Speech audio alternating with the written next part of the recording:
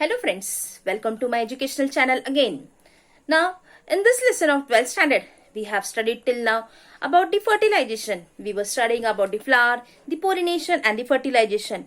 But is it always necessary that the fertilization should take place? Can the next offspring, can the new plant or the fruit and the seed be developed without the fertilization? You may think no, that because here we have studied that fertilization is very important, but now we are going to study some new concept.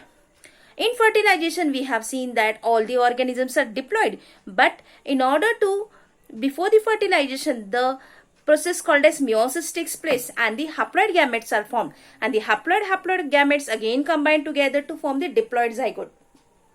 And because of this, from the diploid organism is formed because of the fertilization, where the male gamete and the female gamete combine together. But now here we are going to study something different, and that is called as apomixis. Apomixis, that is without mixing, without the male gamete and without the female gamete.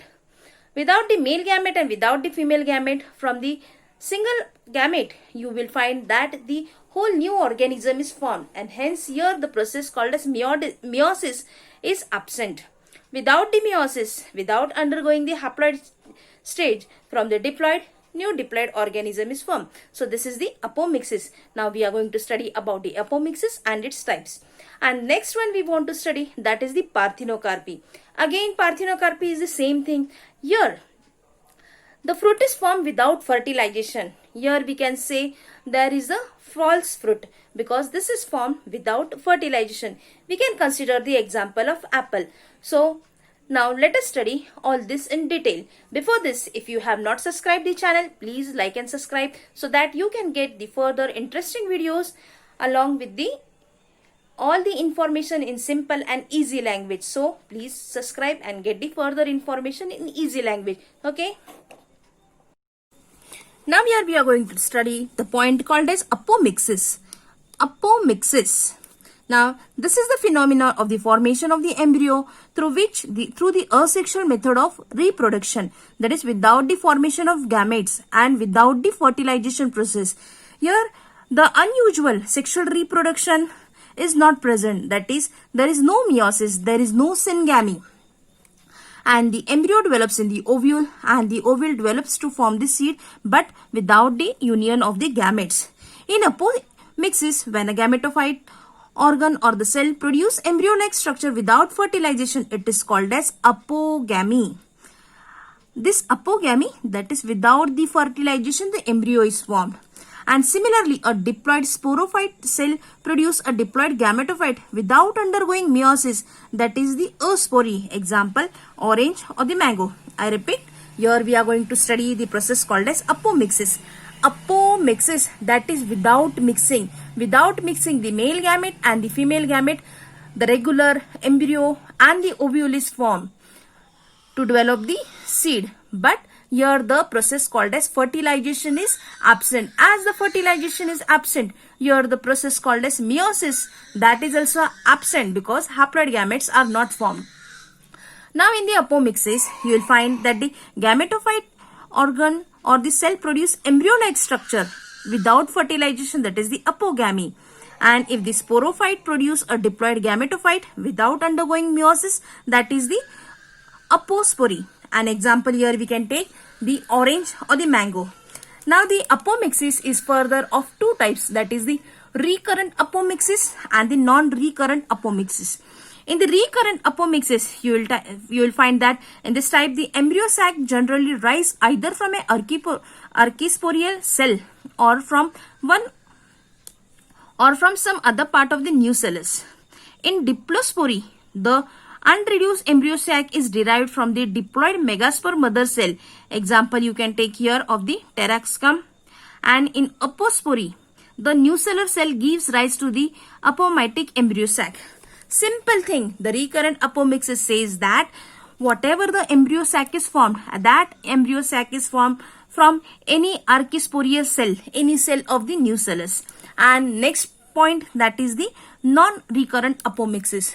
In this non-recurrent apomixis, you will find that the megaspore mother cell undergoes unusual meiotic division and a haploid embryo sac is formed.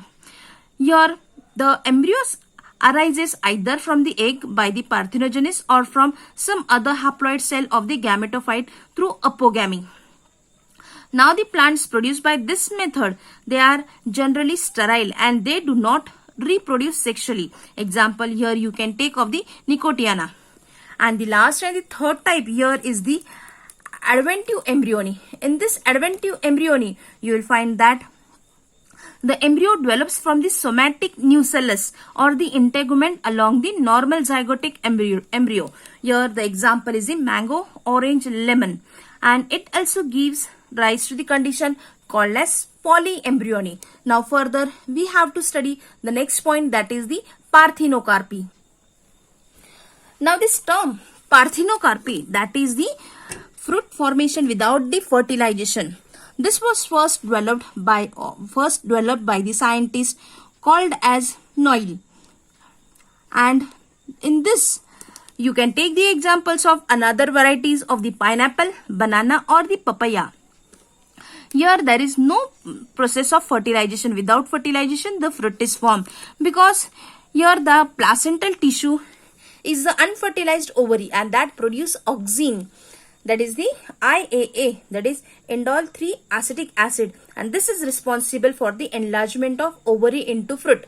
Now simple thing we have seen that the male and the female combine together.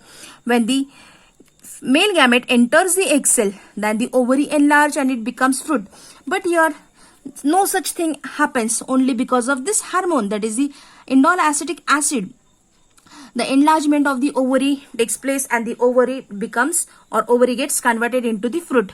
Now such fruit that resembles the normal fruit, but it is seedless, as there is no formation of the seeds. It is the parthenocarpy. Here you can take the example of the banana, that is the process of formation of the fruit but without the process of fertilization, and hence the fruits are seedless. So here we have completed parthenocarpy. Whatever doubts you have, how was my video, just comment in the comment box. If you have any doubts, get it clear. If you like it, just tell what was your experience. Okay, thank you.